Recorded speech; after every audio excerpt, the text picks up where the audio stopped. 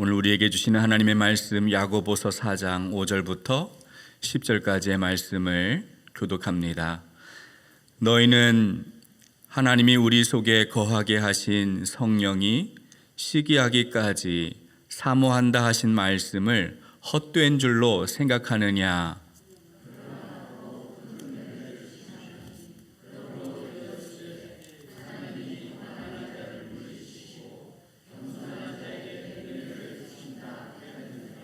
그런즉 너희는 하나님께 복종할지어다. 마귀를 대적하라. 그리하면 너희를 피하리라.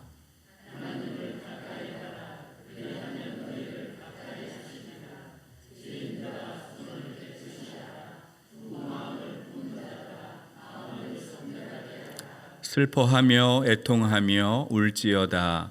너희 웃음을 애통으로 너희 즐거움을 근심으로 바꿀지어다. 주 앞에서 낮추라. 그리하면 주께서 너희를 높이시리라. 아멘. 지난 수요일 설교에서 야고보는 세상에 속한 지혜, 땅에 속한 지혜를 따라 살아갈 때 믿음의 공동체인 교회 안에서 어떤 일이 벌어지는가를 소개했습니다. 세상의 지혜를 따라가는 공동체는 어떻습니까? 내부의 갈등과 대립이 나타납니다. 다툼과 싸움이 일어납니다. 여러분, 이런 사람들의 기도는 하나님이 응답하실까요? 안 하실까요? 안 하시죠. 왜 그렇습니까? 자기 정욕을 위하여 구하는 기도기 때문에 그래요. 야고보는 이런 사람들을 가리켜서 간음한 여인이다 이렇게 말하기도 했습니다. 그들은 세상과는 친구가 되고 세상과는 가까워지지만 하나님과는 어때요? 원수가 되는 사람들, 하나님으로부터 멀어지는 사람들이라는 거예요. 오늘 본문 5절을 보면은 야고보가 세상과 벗이 되면 하나님과 원수되는 이유를 설명하고 있는데요. 우리 5절 말씀 한번 같이 읽어보겠습니다. 5절 함께 읽습니다. 너희는 하나님이 우리 속에 거하게 하신 성령이 시기하기까지 사모한다 하신 말씀을 헛된 줄로 생각하느냐. 이 구절이 헬라어 원문에서 보면 매우 까다롭습니다. 제가 이해한 만큼만 정리해서 설명을 하면 하나님께서는 우리 안에 영을 창조하셨어요. 성령은 하나님의 영이 아니라 우리 안에 있는 영을 말하는데 이 영을 하나님이 질투하신다는 거예요. 하나님이 너무너무 질투하시는데 우리가 세상과 하나님을 겸해서 섬기는 영적인 간음, 영적인 음행을 행하고 두 주인을 섬기는 죄를 범하면 하나님이 우리 안에서 질투를 하신다는 겁니다. 여러분, 구약 성경을 보면 하나님이 질투하시는 분이다라는 것을 곳곳에서 소개합니다. 출애굽기 20장 5절을 보면 그것에게 절하지 말며 그것을 섬기지 말라. 내 하나님 여호와는 질투하는 하나님이신즉. 신명기 4장 24절에서도 하나님은 소멸하는 불이시고 질투하는 하나님이시다. 신명기 6장 15절 내 하나님 여호와는 질투하시는 하나님이시니. 여호수아 24장 19절 그는 거룩하신 하나님이시요 질투하시는 하나님이시다. 여러분, 하나님이 질투한다는 게 무슨 뜻일까요? 예를 들어서 사람을 예로 들어서 제가 전혀 모르는 사람을 만났는데 그 사람이 다른 사람들을 자기들끼리 좋아한다고 막 말하면 제가 어떤 마음이 들까요? 제가 그 사람들을 질투할까요? 안 할까요? 제가 모르는 사람들이에요. 제가 모르는 사람들은 자기들이 좋다 어쩌다 막 그러면 제가 기분이 어때요? 아무런 마음이 안 들어요. 사실은 궁금하긴 하겠죠. 그 사람이 누굴까? 자기들끼리 뭘 하든 상관이 없습니다. 질투가 느껴지지 않아요. 그런데 제가 좋아하는 사람들이고 제가 사랑하는 사람들인데 그 사람이 나를 사랑하는 것이 아니라 다른 사람을 막 사랑한다고 얘기하면 어때요? 제 마음이 어떨까요? 전화가 왔어요. 정답을 알려주시려고. 당연히 제 마음이 질투가 느껴지겠죠. 여러분, 일반적으로 질투는 내가 소중히 여기는 것을 누군가 빼앗을까 봐 느끼는 감정을 말한다고 합니다. 근데 오늘 성경에서 말하는 하나님의 질투는 세 가지 의미가 있어요. 첫 번째는 하나님은 사랑이십니다. 하나님이 우리를 사랑하십니다. 하나님이 이스라엘을 자기 백성으로 사랑하셔서 선택하셨어요. 배우자가 외도를 용납할 수 없는 것처럼 하나님이 사랑하는 이스라엘이 다른 신을 섬기면 하나님이 질투하시는 거예요. 하나님이 사랑하시는데. 두 번째는 배타적인 관계를 요구합니다. 하나님 말씀하셨습니다. 너는 나 외에 다른 신들을 내게 두지 말라. 하나님 명령하시는 거죠. 나 외에는 다른 사람을 사랑하면 안 된다. 다른 신을 섬기면 안 된다라고 말씀하십니다. 세 번째는 하나님의 거룩함인데, 하나님은 거룩하시고 하나님은 죄를 미워하시는 분이에요. 하나님은 하나님 위에 다른 신을 섬기는 우상 숭배를 강력하게 심판하십니다. 우리를 향한 하나님의 이런 강렬한 사랑, 하나님의 질투를 이해하면 할수록 우리는 세상을 멀리하게 되고 하나님께 가까이 나아가는 그런 간절한 마음을 갖게 되는 거예요. 왜 그렇습니까? 우리 안에 있는 성령, 우리 안에 있는 하나님의 영이 하나님을 더 사모하게 하기 때문에, 하나님의 질투를 우리가 느끼고 있기 때문에 그렇게 된다는 거예요. 하나님께 가까이 나아가서 그의 벗이 되려면, 그래서 세상의 지혜가 아니라 하나님의 지혜, 위로부터 난 지혜를 따라 살아가야 합니다. 오늘 야고보는 그래서 책망하듯이 예수님을 믿는다고 하면서도, 교회 안에 모여 있으면서도, 믿음의 공동체로 모였다고 말하면서도 세상의 지혜를 따르는 사람들을 향하여 책망하듯 말합니다. 말씀이 헛된 것으로 생각하느냐라고 책망합니다. 세상의 지혜를 앞세우고 정욕을 이기지 못해 다투고 싸우는 자들, 하나님의 말씀을 신실하게 믿지 않고 하나님의 간절한 호소를, 하나님의 역사를, 하나님의 그 질투를 깨닫지 못하고 간음의 심각성을 깨닫지 못하는 그런 사람들을 향해서 말씀을 헛된 것으로 생각하는 자라고 야고보는 책망합니다. 본문 5절이 세상의 지혜를 따라서 세상의 벗이 되면 안 되는 이유를 설명했다면, 이제 6절에서는 위로부터 나는 지혜를 따를 때 하나님이 주시는 선물, 은혜를 설명하고 있습니다. 우리 야고보서 4장 6절을 함께 읽겠습니다. 그러나 더욱 큰 은혜를 주시나니 그러므로 일렀으되 하나님이 교만한 자를 물리치시고 겸손한 자에게 은혜를 주신다 하였느니라. 아멘. 여기에서 더 큰 은혜가 무엇일까요? 더 큰 은혜. 이 더 큰 은혜는 하나님이 이스라엘 백성들에게 자격도 조건도 요구하지 않고 따지지 않고 일방적으로 주시는 은혜를 말해요. 하나님의 오래 참음, 하나님의 한없는 용서, 그것을 통해서 지켜지는 하나님의 언약, 헤세드를 말하고 있습니다. 하나님은 이 은혜를 위로부터 난 자들에게, 자기를 찾는 자들에게 주신다라고 말씀하고 있습니다. 여러분, 세상의 지혜는 어때요? 우리를 교만하게 만들어요. 위로부터 난 지혜는 그러나 하나님의 은혜를 깨닫게 해서 우리를 겸손하게 합니다. 하늘의 지혜는 우리를 겸손하게 해서 하나님의 세미한 음성에 귀를 기울이게 합니다. 성령의 음성에 귀를 기울이게 합니다. 하나님은 그런 자들에게 더욱 큰 은혜를 주신다라고 야고보가 말씀하고 있어요. 여러분, 우리가 어떻게 하면 이 은혜를 누릴 수 있겠습니까? 어떻게 우리가 앞으로 인생을 살아가야 합니까? 예수님을 믿는 사람들은 무엇을 따라가야 하는 사람들입니까? 세상의 지혜가 아니라 위로부터 난 지혜, 하늘로부터 나는 지혜를 우리는 따라가야 하는 거예요. 야고보가 이제 위로부터 난 지혜를 따르는 사람들이 어떤 사람들인가, 그 모습을 설명합니다. 우리 4장 7절 읽어보겠습니다. 7절 함께 읽겠습니다. 그런즉 너희는 하나님께 복종할지어다. 마귀를 대적하라. 그리하면 너희를 피하리라. 여기에서 하나님께 복종한다는 것은 자기를 부정하고 하나님을 왕으로 모시는 것, 하나님을 주인으로 모시라는 요구이기도 해요. 나의 삶의 주도권을 하나님의 손에 의탁하는 것, 맡기는 태도를 말합니다. 나의 뜻을 앞세우고 나의 마음대로 살았던 삶을 청산하고 하나님 말씀 앞에 내가 순종하는 삶으로 바뀌는 것, 그것이 바로 복종의 의미예요.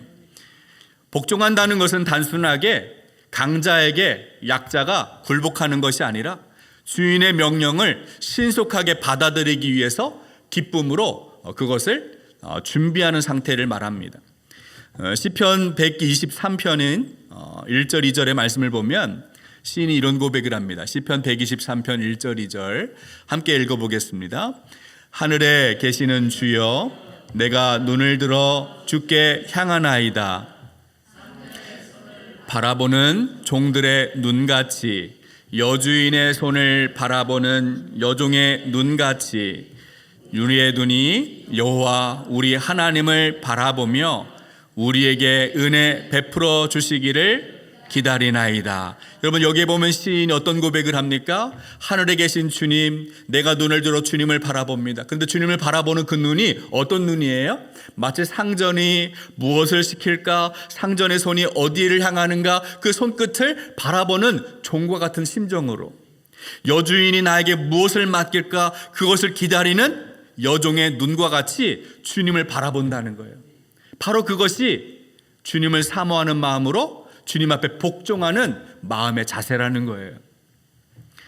하나님을 향한 자발적이고 능동적인 순종의 마음, 이런 마음을 가지는 것이 바로 마귀를 대적하는 모습이기도 합니다. 하나님을 가까이 하는 것이 마귀와 멀어지는 것이고, 하나님께 복종하는 것이 마귀를 대적하는 행동이라는 거예요.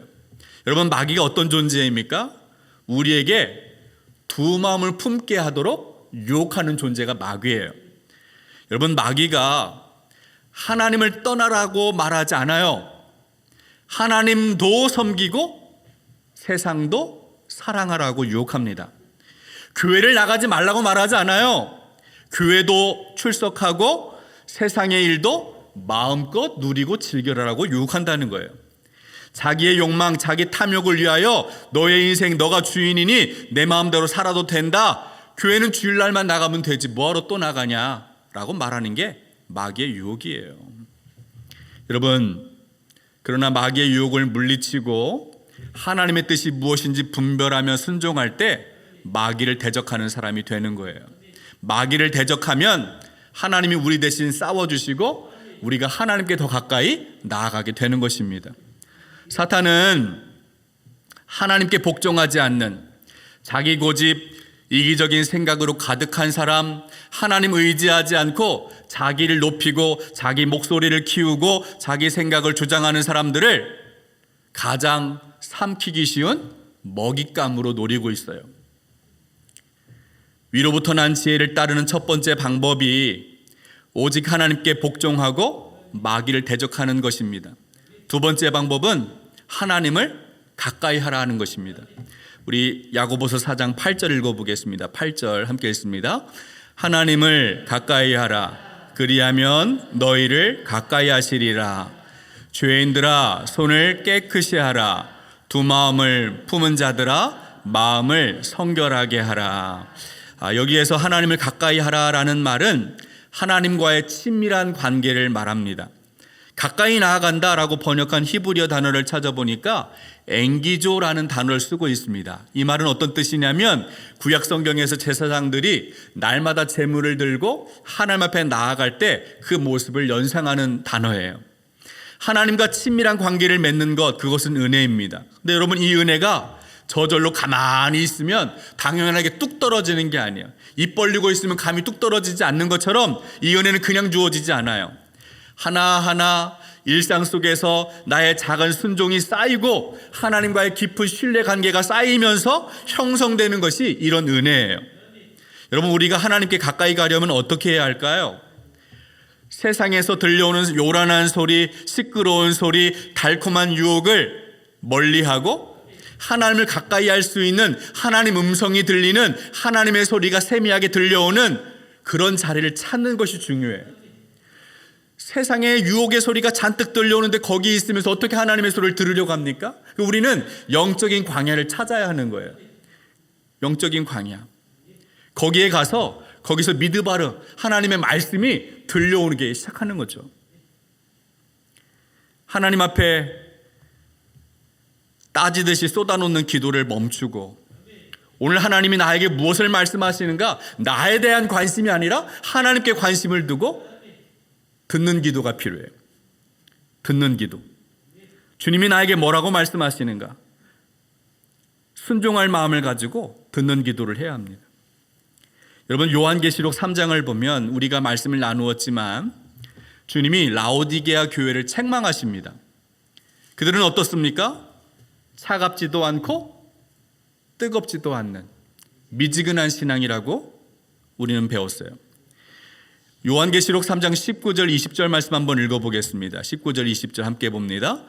무릇 내가 사랑하는 자를 책망하여 징계하노니 그러므로 내가 열심을 내라. 볼지어다 내가 문 밖에 서서 두드리노니 누구든지 내 음성을 듣고 문을 열면 내가 그에게로 들어가 그와 더불어 먹고 그는 나와 더불어 먹으리라. 여러분, 라오디게아 교인들 하나님을 떠난 적이 없어요. 예배당을 출입합니다. 교회를 잘 다녀요. 그렇지만 하나님을 향한 열정은 있어요, 없어요? 열심히 사라졌다는 거예요.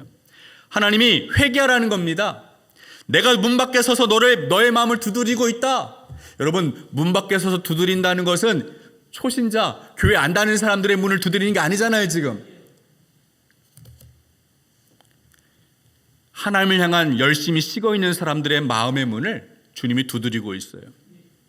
미지근한 사람들, 차갑지도 않고 뜨겁지도 않은 그렇게 나태한 신앙인들의 문을 주님이 두드리고 있습니다. 그러면서 주님이 말씀하십니다. 누구든지 내 음성을 듣고 문을 열면 내가 그에게 들어가 그와 더불어 먹고 그는 나와 더불어 먹으리라. 여러분, 문을 여는 게 뭐예요? 주님을 가까이 하는 거예요. 주님을 가까이. 하나님을 향한 열심을 회복하는 거예요. 회개하는 거예요. 그래야 내 마음이 다시 주님을 향한 열정이 회복됩니다. 야고보는 하나님께 가까이 나아가는 모습을 그 다음에 좀 더 구체적으로 설명하는데 죄인들아 이렇게 부릅니다. 죄인들아 손을 깨끗이 하라. 두 마음을 품은 자들아 마음을 성결하게 하라. 여러분, 거룩하신 하나님께 가까이 가려면 어떻게 해야 됩니까? 내가 죄인임을 알고 회개해야 되는 거예요. 나의 손을 씻어야 되는 거예요. 마음을 성결하게 하는 거예요. 하나님의 임재는 거룩한 곳에 임합니다. 회개할 때 임하는 거죠. 여기서 손을 깨끗이 하다라는 말도 구약의 제사장들이 하나님께 나아갈 때에 하는 정결의식을 뜻합니다. 여러분, 야고보가 이 권면을 죄인들, 두 마음을 품은 자들에게 하고 있습니다. 그들이 어떤 사람들이에요? 교회는 나와요. 신앙생활하고 있어요. 그러나 세상의 지혜를 따르고 있는 사람들을 말하는 거예요. 열심히 기도해요. 그러나 무엇을 위해 기도합니까? 자기 정욕을 위하여 기도하는, 잘못된 기도를 하는 사람들을 말하고 있어요. 그들에게 가장 필요한 것이 무엇이죠? 하나님께로 마음을 돌이키는 거예요. 이것이 하나님을 가까이 하는 첫 걸음입니다. 세 번째로 위로부터 난 지혜를 따르는 방법은 주님 앞에 자기 자신을 낮추는 데 있어요. 야고보서 4장 9절과 10절 말씀 읽어보겠습니다. 9절 10절 함께 읽습니다. 슬퍼하며 애통하며 울지어다. 너희 웃음을 애통으로 너희 즐거움을 근심으로 바꿀지어다. 주 앞에서 낮추라. 그리하면 주께서 너희를 높이시리라. 아멘. 먼저 야고보는 슬퍼하며 애통하며 울지어다 이렇게 말합니다. 여러분, 우리를 교만하게 만드는 세상의 지혜를 버리려면 어떻게 해야 됩니까? 이렇게 나의 죄가 무엇인지, 나의 연약함이 무엇인지 깨닫고 회개하고 슬퍼하고 애통하며 울어야 한다는 거예요. 철저한 회개가 필요해요. 마태복음 5장에서도 예수님 뭐라고 말씀하십니까? 애통하는 자는 뭐가 있어요? 복이 있나니 그들이 위로를 받을 것이다. 자기의 한계, 자기의 실존을 깨닫고 내가 하나님 앞에 어떤 존재인지를 알아서 회개하고 슬퍼하고 애통하며 돌이킬 때 하나님이 위로하신다는 거예요. 하나님이 복을 주신다는 거예요. 무슨 복입니까? 영원한 생명을 얻는 복을 누리게 되는 거예요. 이런 모습을 야고보는 주님 앞에서 낮추는 것이다라고 설명합니다. 여러분, 주님 앞에 낮출 때 주님의 음성이 들려옵니다. 주님 앞에 낮출 때 주님께 더 가까이 나아갈 수가 있어요. 빌립보서 2장을 보니까요, 바울이 빌립보 교인들에게 한 마음과 한 뜻을 품어라 이렇게 말씀합니다. 왜 그렇습니까? 주님이 먼저 자신을 낮추셔서 하나님의 본체이신 그분이 이 땅에 내려오셨기 때문에 그래요. 십자가에 죽기까지 복종하셨기 때문입니다. 그래서 바울은 그 주님의 마음을 품으라라고 말하고 있어요. 우리 빌립보서 2장 5절부터 8절까지의 말씀 읽어보겠습니다. 2장 5절부터 8절까지 있습니다. 너희 안에 이 마음을 품으라. 곧 그리스도 예수의 마음이니 그는 근본 하나님의 본체시나 취할 것으로 여기지 아니하시고 오히려 자기를 비워 종의 형체를 가지사 사람들과 같이 되셨고 사람의 모양으로 나타나사 자기를 낮추시고 죽기까지 복종하셨으니 곧 십자가에 죽으심이라. 아멘. 여러분, 예수님의 자기 낮춤은 뭐예요? 죽음이에요. 십자가 죽음. 자기의 무력함을 인정하고 하나님 앞에 온전히 승복하는 태도, 하나님 앞에 자기의 모습 그대로 인정하고 하나님 앞에 엎드리면 하나님은 그냥 그 죽음의 자리에, 그냥 그 낮은 자리에 가만두지 않으시고 어떻게 하신다고 했습니까? 주께서 그를 높이시리라. 여러분, 세상에서는 어때요? 잠깐 높여줄 때가 있잖아요. 아첨하고 칭찬합니다. 그러나 여러분, 이렇게 사람들의 칭찬, 세상의 칭찬은 어떻습니까? 언젠가 다시 밑으로 내려올 때가 있어요. 아래로 곤두박질 칠 때가 반드시 있어요. 세상의 칭찬은 잠깐입니다. 일시적입니다. 아무리 비행기 태워줘 봐야 다시 땅으로 내려와야 해요. 그러나 하나님이 높여주시는 것은 달라요. 하나님의 칭찬은 영원해요. 우리가 스스로 낮추면 하나님이 가만두지 않으시고 하나님이 우리를 높이신다는 거예요. 이런 은혜를 경험하는 여러분들이 되시기를 주님의 이름으로 축복합니다. 하나님 아버지, 우리가 주님 앞에 나아가 참된 안식, 참된 기쁨을 누리기를 원합니다. 하나님께 복종하여 마귀를 대적하게 하시고 날마다 주님을 가까이 하며 우리의 마음을 성결하게 하여 주옵소서. 우리의 한계, 연약함을 깨닫게 하셔서 애통하게 하시고 주님의 용서를 받는, 주님의 위로를 받는, 위로부터 난 지혜를 따라가는 인생 되게 하여 주옵소서. 이제는 우리 주 예수 그리스도의 크신 은혜와 하나님의 놀라우신 사랑과 성령의 감화감동 충만하신 역사가 위로부터 난 지혜를 따라 살며 하나님을 날마다 가까이 하기를 소망하는 우리 중앙성결교회 모든 성도 위에 지금부터 영원토록 함께 하여 주시기를 간절히 축원하옵나이다. 아멘.